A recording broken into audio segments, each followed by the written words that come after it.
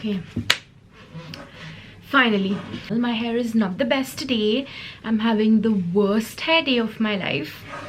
But yeah, I've been snacking on this really good avocado hummus from Cafe Arabia in Pune. So good. But yeah, welcome back to my YouTube channel.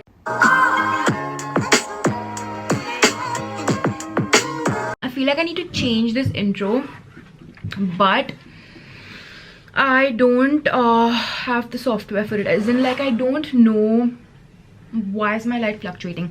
I don't know how to make my intro. The current intro that I have basically was made like in like, I don't even know what app I used for it. I just randomly made it, and like I used some enlarging effect on the text, which is why it looks kind of like three-dimensional. But yeah, welcome back to my YouTube channel. I hope all of you are doing well, and since this is my first like sit down video of the new year, wishing you all a very happy new year. I hope everybody's had a great start to the year. Mine has been a little rocky in terms of, I don't know what is wrong with this light, so let's just ignore it every time the light flickers, okay? But yeah, I had like a really good start to the year. Like, I had a very wholesome NYE with my two very close friends. We were missing the third one, Avarna, but Sakshi and Shireen were there. And then I also went to this really cute hill station called Mahabaleshwar with my family, which was also very cute. I surprised my dad, by the way. I wasn't supposed to go on that trip. But I surprised my dad. He wasn't very surprised because my uncle already called and told him. Party pooper. But yeah. Anyway, I'm just gonna finish and then start talking. I'm gonna start vlogging because I can't eat and vlog. Be right back. My tongue is literally burning. Don't know why I do this to myself, but that's basically my entire personality. I love eating spicy stuff and then complain about it later. Okay, yeah, we're basically here to talk about the rental process in London. So I moved to London 4 years ago, and I've had my fair share of staying in like the different areas, you know, renting my own apartment, trying to rent with someone else, staying in a student accommodation. And so I feel like I pretty much have the information you need that I have to give you if you're renting for the first time. Now, typically one of the most common questions that people ask me is it difficult to rent in London? Is the process hard? And if I had to give you like a black and white first time answer, I would say yes, it is difficult. It is hard. If you don't know your rights, if you don't know the process, if you go about it wrongly, you might even get scammed. But don't get scared listening to this, because a lot of these things you can avoid if you just pay attention, if you sit down and you understand what the steps are. Because one thing that I have realized throughout the 4 years that I lived in London is that in any area, whether it's renting, whether it's uni, London does not wait for you. So you have to do everything on time. Now, I have literally tried to shoot this video 4 times. This is my 4th time I've actually done my hair and makeup, and I'm like sitting in front of you trying to shoot this video, because I tried to make it as informative as possible. I tried to explain it in the easiest and simplest kind of way. But I've just realized that I have to be candid about it, and that I have to include my own experiences, and it can't really be like a textbook video, because there is no textbook experience for anyone. Everyone's rental experience is different. I'm just going to give you guys a run through of how I did it, like a run through of my personal experiences. It's more or less the same. There's just like a 0.51% difference depending upon your area and the kind of rental agency you deal with, but other than that, everything else is pretty much the same. So firstly, I'll give you like a brief background on how I started renting in London. So I moved to London in 2017, September. I stayed in a student accommodation in King's Cross that year. Obviously, I was a rookie, didn't really know my way around stuff. My mom chose this for me, like somebody recommended it to her, so we chose to live there. It was nice, it was good, but then I quickly realized later that it was small for me, and I kind of wanted a bigger space. And I wanted to get my own apartment so that my friends could come visit, my family could come visit. And so in fact, from like literally the second year on, I started like renting. I rented my own apartment. Now my first rental was in Elephant and Castle. I chose that area because most of my classes in my second year were on the Waterloo campus. So I went to King's College in London. We have campuses all over town, but the business school is mainly situated on the Strand campus and the Waterloo campus. And this was before the Bush House, which is now the very fancy business school, was built. So classes were divided on each side of the river. Most of my early mornings were at Waterloo, so I was like, I kind of want to stay close to like my Waterloo campus.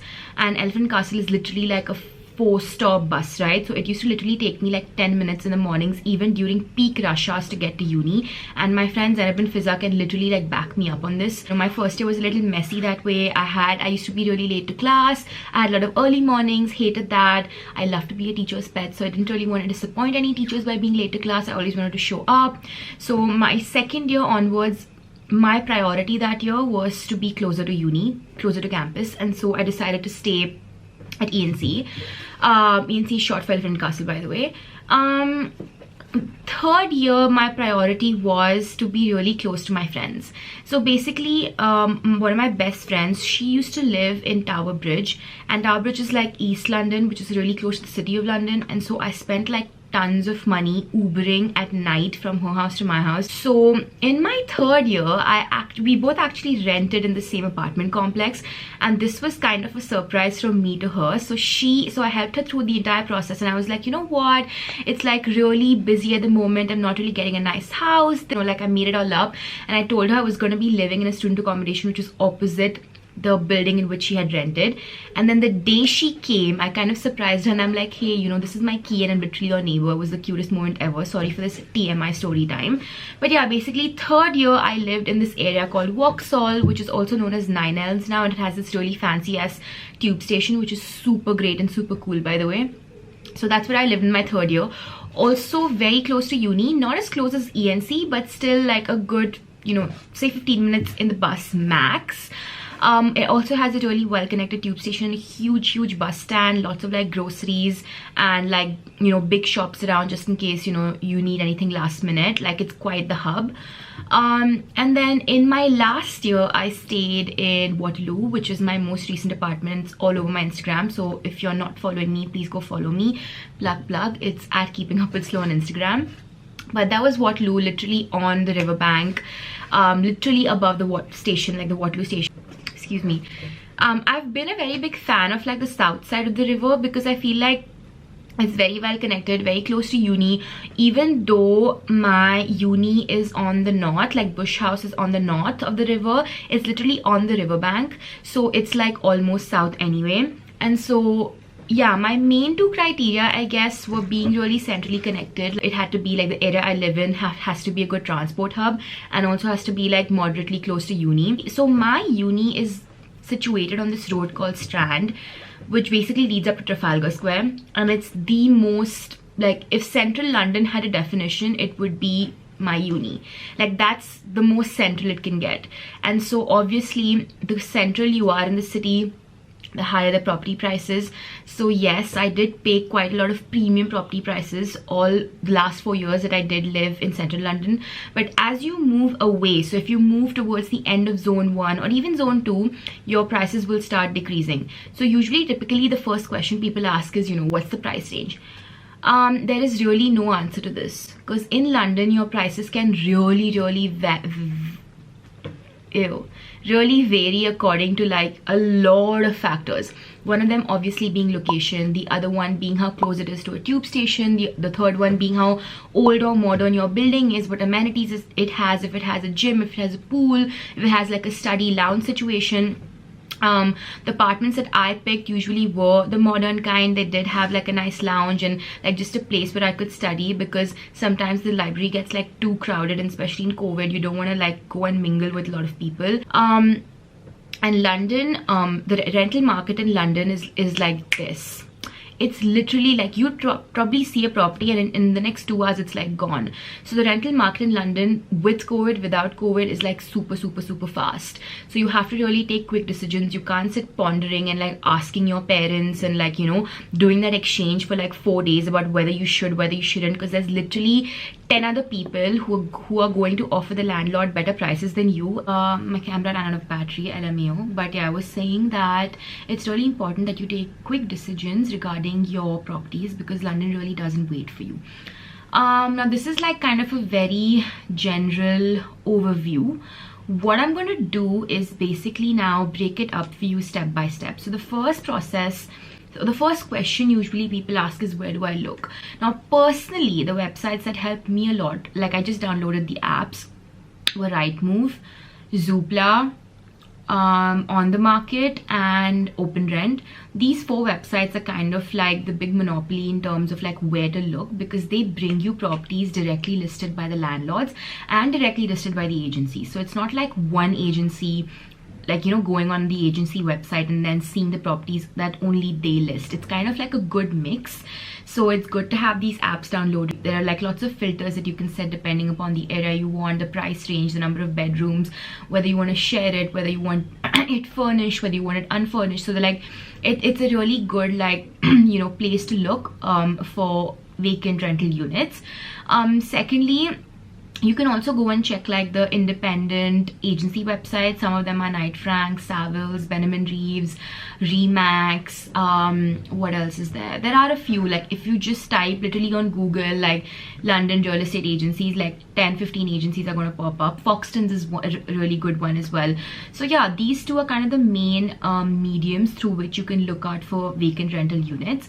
Now once you see ad listing that you really like, you check the pictures, you like the floor plan, you feel like this is a good fit for you, you get in contact with the agent. The number is going to be listed over there. So either you write them an email or you just call them. I usually just call them because it saves so much time, and you be super direct with them. That's one thing that I learned throughout my process. You can't really beat around the bush and say, you know, show me the list of properties you have. No, they have like 10,000 properties, and it's a house, it's a home, it's very personal. So it's very important you lay your specific points on the table instead of, you know, asking them to. So give them your deal breakers. You know, for me it was like I didn't want to live in a building that doesn't have a lift or doesn't have a concierge, because I feel like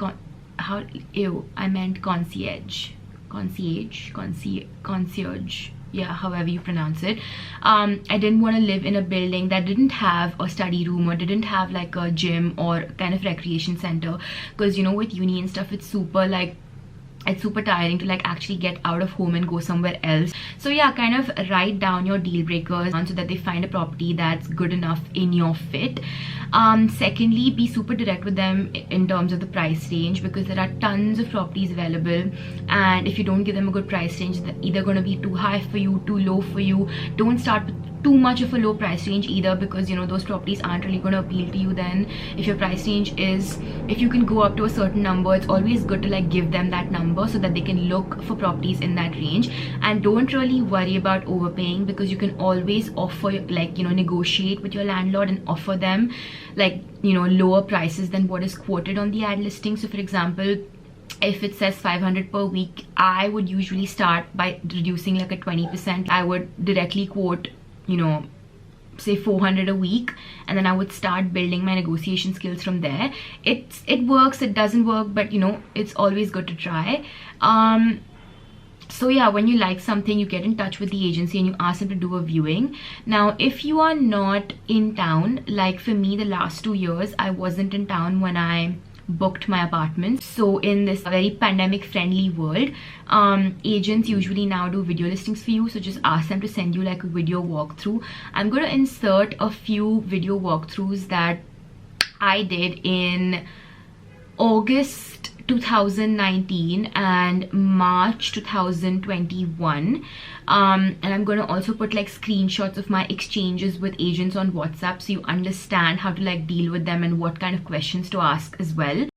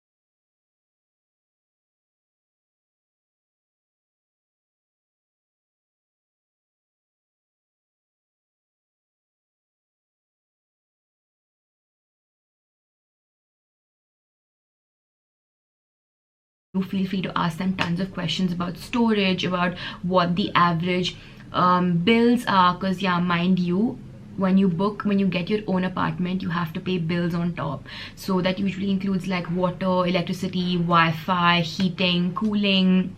Maybe there's also like a charge, like a membership charge to use their gym if it's like outsourced by a company. So the most recent apartment I lived in, which was Casson Square, the gym or like the recreational area was basically given to a whole like a sports company basically, that took care of stuff like memberships, and they had trainers, and they had like a person who plans your diets for you and stuff. So obviously you had to pay on top for this. So like these are some of the recurring overhead costs that will appear apart from your rent when you get your own place. So it's always good to have like a conversation with your landlord about that. Now one thing to be very aware of is to not get scammed, because London rental property scams are very, very, very common. A few things to keep in mind: make sure that the property images are not taken off Google, and it's very easy to tell because, you know, either lots of properties will have like the same kind of pictures, or like, you know, if something says no viewings available, that's really dicey. Like call your agent and ask why, like why there are no viewings available, because usually it literally takes like a day to set up the viewing and like 20 minutes to go view the house, and it's super easy. So that's one really big red flag if it says no viewings available. Make sure that the pin, so basically on Rightmove, whenever you see a job, whenever you see like a rent advert, usually there's going to be like a Google Maps kind of extension fitted on the page, which is going to drop point the exact location of the property on the map. So if that's not there, that's kind of dicey, and usually all the websites have it. Zoopla has it, On the Rent has it. So yeah, most websites have like a location or a perfect street address given to you, so make sure that's mentioned, and if it's not, be sure to ask your estate agent about it. Also, in my previous apartment there was no TV, but then the one that I had before that, the landlord was very generous to give me like buy a TV for me because I requested for it. So yeah, these are the kind of things that you can actually fit in if you have a good relationship with your estate agent. So make sure you're super sweet to him, and like you're not rude, and you deal with everything in a very formal and sensible manner. Of course, when you book your apartment, the estate agent will send you like a tenancy agreement. Go through it, read the entire thing, don't miss out any points. There's like a lot of fine print included in it that I missed out. And then yeah, okay, story time. The apartment that I had 2 years ago, the tenancy agreement had a clause in it that said that I wasn't allowed to like dry out my clothes in the balcony because it spoils like the aesthetic vibe of the building from outside, because my building basically faced the main road. And I did exactly that because I didn't know and I hadn't read the entire tenancy agreement, and I got fined for it. So make sure to like read the agreement, and like, you know, these are the small things, the fine print that you should keep in mind. Once you have read the tenancy agreement, your landlord's going to ask you for a holding deposit. Holding deposit is very different from the security deposit, which I will get to in the next few seconds. But the holding deposit is an amount that is given to the landlord, which is basically worth 1 week's rent. So basically, if your apartment is like £500 a week, so you're going to pay the landlord a holding deposit of £500, which will later be deducted when you pay the entire amount to your landlord, because this is like kind of to say, you know, okay, I've booked the apartment, like the money's left my account, I've booked the apartment, and like don't give it to anybody else kind of situation. Now the security deposit is a completely different thing. This is kind of a deposit you pay to your landlord, just so you like default on any monthly payments, or you cause damage to the property, or you break something in the property, the landlord is going to want you to reimburse him. And this is usually worth 4 or 6 weeks of your weekly rent in most usual cases, but you don't need to worry about these fine details because your estate agent will explain everything to you when it's time. And so when you are done with all of these things, it's finally your move-in day and you can move in and enjoy your new home. That's kind of the process of how you rent in London.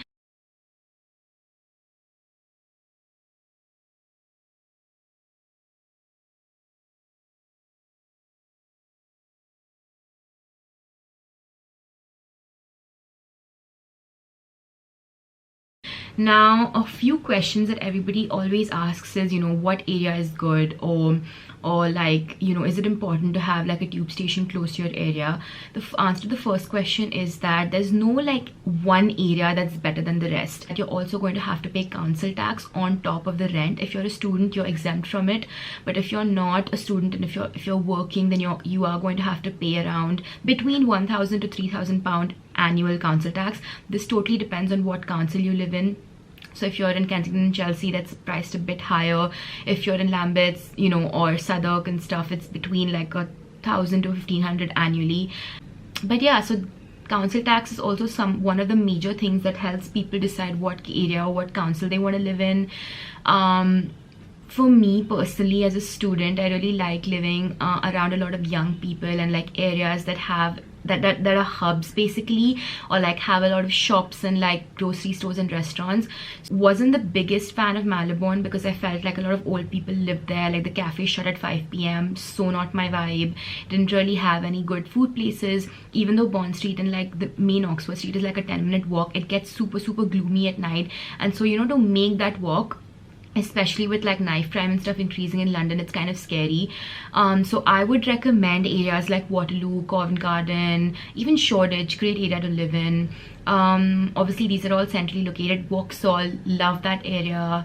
I would even say like if you can get a house in Soho that's like in the center of all the action. If you are the kind of person that likes to live in a quiet area, then areas like Clapham, Chelsea, Victoria's actually become like quite the hub, but like the inside lanes of Victoria, or like even Kensington for that matter, really nice, quiet, very like English areas to live in that have the cute little general stores and the pubs and stuff like that. If you want to save a bit on your price and you want to have like bigger spaces, then Canning Town, Canary Wharf, there are pretty good options. But like yeah, Stratford, Hackney Wick, Battersea, Clapham, Brixton, these are some of the good areas that are like that have great transport hubs basically, that bring you to central London in like no amount of time, and also like are hubs on their own. So like have a lot of restaurants, like a lot of young people bustling around all the time, lots of good nightclubs. So it's like a good mix. I wouldn't say living in central London has certain advantages over living outside of central London. I feel like both kind of have their own advantages, but personally for me, I'm a central London girl only because I love walking and I like things to be like within walking distance. But a lot of my friends in fact like have loved living in Stratford over the last 4 years since they've moved to London, because the central line basically connects Stratford and like all the main stations like Bond Street and Oxford Street, Holborn, and the central line literally gets you to Stratford in like 20 minutes. It's like also a hub on its own, so it has like the biggest Westfield as well, so like a lot of good food options and stuff, lots of shopping literally on your doorstep. So they prefer it to be that way, where they can kind of come into town for half a day or like the full day and then go back into like their quiet oasis. But I am more of like I like to come back in the afternoons. I can't spend like a whole day outside and then go back to sleep at night. That's not my vibe.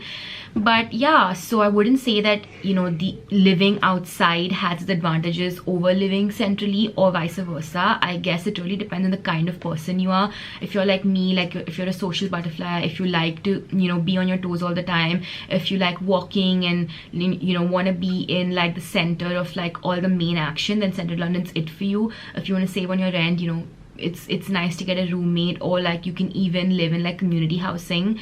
You can basically find roomies on like lots of Facebook groups, and even flat share, I think, or spare room, or some websites that you can get in touch with people.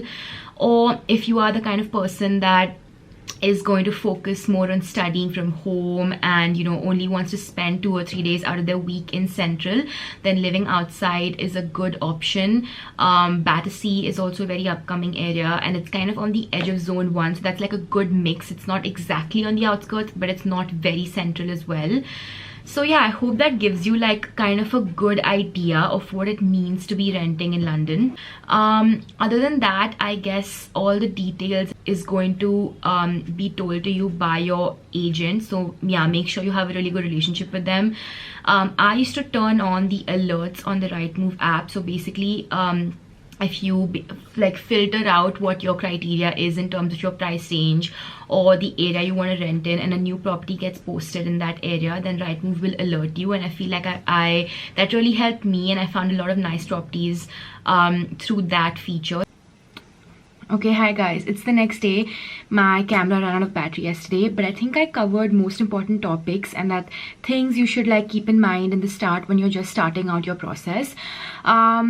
Despite of everything I told you, it's very common to still be confused and still like, you know, not fully understand the process, but that's fine. If you have any questions, you can always DM me on Keeping Up With Slow on Instagram, or you can even leave me a comment down below and I will try to answer it. Of course, there are like finer nitty-gritty details about the renting process, like the tenancy agreement and the break clause, and even if these terms sound completely alien to you, that's fine, because when you start out, everybody goes through this confusion. So you're absolutely in the right place. You don't really need to worry.